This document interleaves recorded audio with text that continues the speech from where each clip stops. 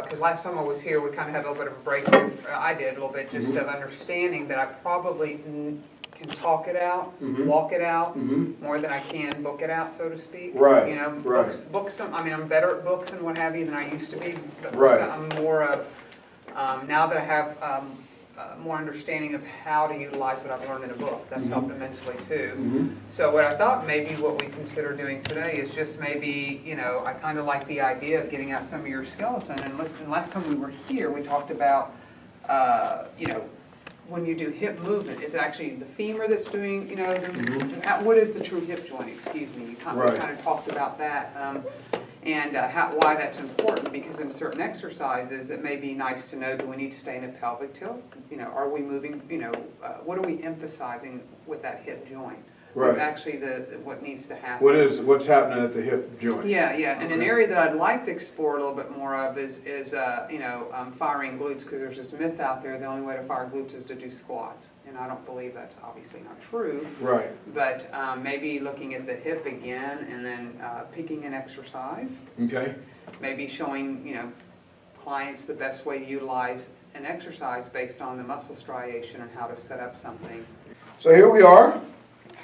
So, you know, and not everybody would agree with me on this, because I got in kind of a debate with a guy one time about this. And he said that the name, and I did look it up in joint structure and function, and the name of what I was talking about is reverse hip flexion or something like that. Yeah, something, I've looked it up. But to me, it's just real, it's easier for me to look at it like this, okay? And this is how I look at it. So if I took this apart and I took this apart, right, so these two things were together, and then I pull them apart, where's the hip?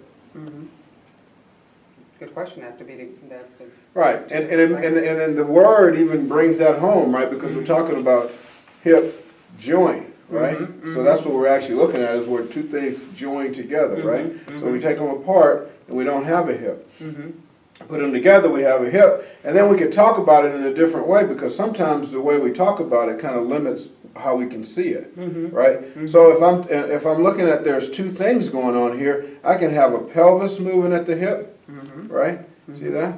And then I can have a femur moving at the hip. You see that? So then that allows me to look at what's going on. What do I want to move? What do I want to put against load? What do I want to, you know, stabilize? All of those things I can start to see, because there's two things going on. It's not just one thing. And most people see it geographically as the hip is like this whole location, but if you can get it down to this, then it makes a big difference. And it makes a big difference for clients too, because a lot of times, you know, they don't have a clue about, you know, what's going on. Absolutely. You know?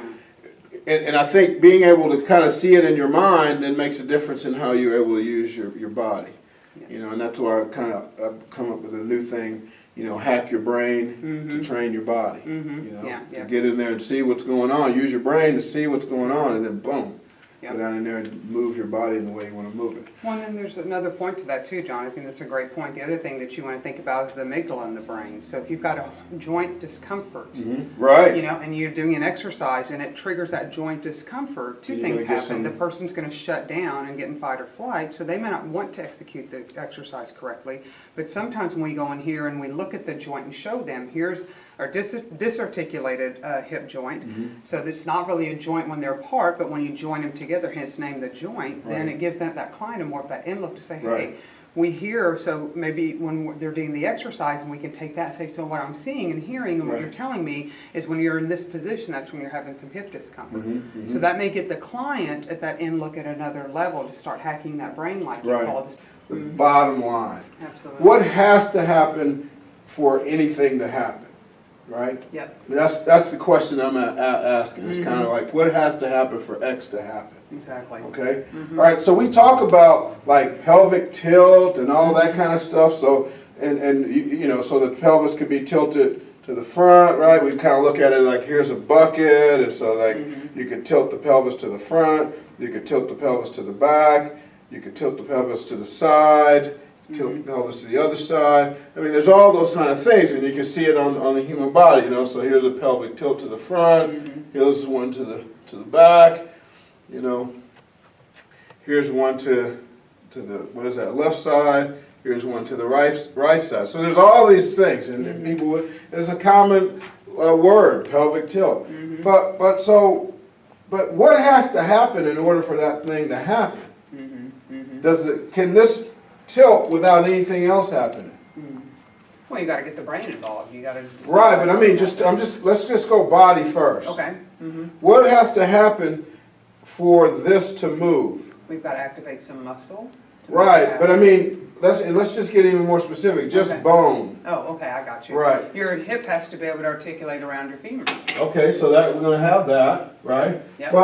But what, if this doesn't happen, then nothing else is gonna happen when we're talking about pelvic tilt. What is that? What is that thing?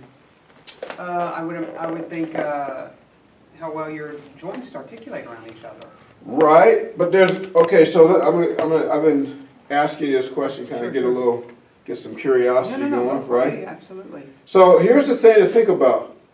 In order for this to move, my spine has to move. Oh, yeah, I got you, okay. Isn't that something? Yeah. Okay, now, yeah, we might use our abs to do that, Sure. some obliques, you know, some, what do we call it, the quadratus, All that, Okay, yeah, sure. so, but my spine has to move in order for that to happen, Absolutely. right? Yes.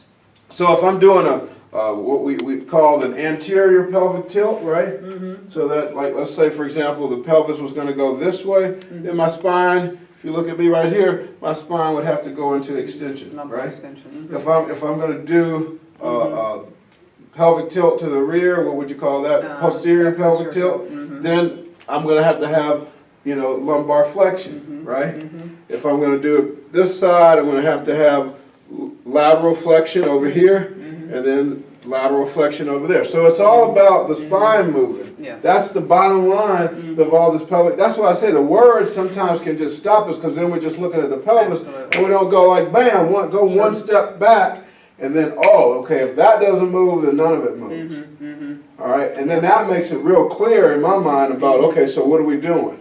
You know, and what do we want to do? Exactly. Okay, for a given exercise, if we're looking at just isolating and focusing on the hip. Yeah, You see? yeah. Because they may have a limitation in their spine. They may Right. have, you know, they may not be able to do flexion and extension of the lumbar Right, area. right. And that gets us to that whole idea that I think, you know, Purvis will talk about, where the name of an exercise, you know, we got the name of an exercise and we got some rules for how to do it. Yes. And like, for example, if we were going to do like a hip extension, right, or people would commonly call it the bridge, most people would say, well, all you got to do is you're going to have to do some kind of, you know, tilt your pelvis and then lift your body. Yes. Well, what are we really doing when we say that to that person? We're That's saying, oh, do we want to introduce lumbar flexion into that bridge? Exactly. Or do we want to keep the lumbar neutral and then use your quads and your glutes to like you were saying, to fire that glute more? What's going to do more for the glutes? And I'll give you an example of that. Sure. You want to jump on? I'll do it, and then Okay. you can kind of watch, and then Okay. and then you can do it and get to see how it feels. Yep. Okay, so if I'm here, right, Yep. and you want me to work my Let's say. Glutes. Yeah. Yep. quads and want to emphasize hip flexion, right? Okay. So let's say I'm going to do that, and you tell me, you know, to tilt my pelvis, right? Okay. So I guess if I tilt my pelvis and just leave it there, so I'm in spinal flexion with that, right? Question is, do I want to do that? What's happening to the disc when I do that? That's right. Okay, you know, so right off the bat we know that, okay, if the spine is flexed like this, then there's going to be some disc pressure going out that way. Yep. Do we really want that for this exercise? I mean, what's that all about? You're right. Right? Or you might tell me to use the pelvic tilt in the movement, right? So if I start doing this, right, you see that?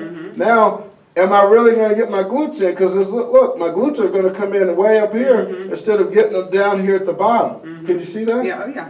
Yeah. So if you just watch me right here and I press, like I can really turn that glute on.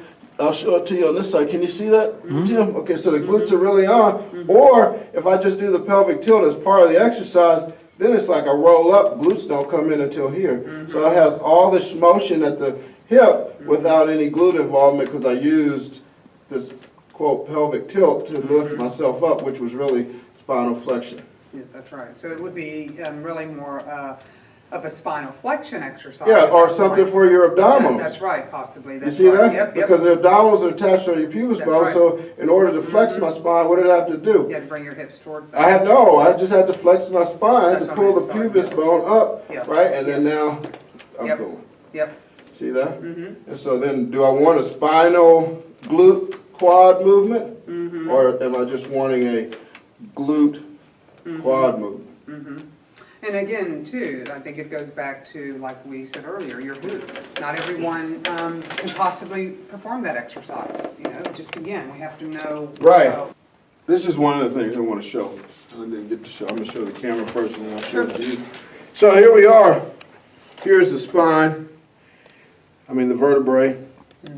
And so here again, if I'm flexing my spine before I'm extending my hip, then I'm more likely to kind of get those two vertebrae, or the 4 and 5 probably down there, to start pinching together on this end and then pushing on the nucleus out the back. Can you see that? Yep, that's exactly right. And so that's the thing that I want to ask. I mean, is that who do we want to do that for? Is it worth it? You know, Yeah. or do we just want to keep a neutral spine? Because we're really after hips, right? And we want to get, and what does that mean? Probably quads and glutes and all that kind of stuff, right? Yep. Feel like there's something. But okay, so who would be a who that you would want to do that with? That's what I would. Exactly. Again, you have to know your clients. Right, but so let's throw out some clients. Yeah, who would be a who that I want to introduce lumbar flexion into a hip extension for a bridge? Well, I think it would be the client who you've demonstrated how to effectively do those movements and see where their threshold is. Right. Either See, something because the deal is I'm not as loving about that as you. I'm going to just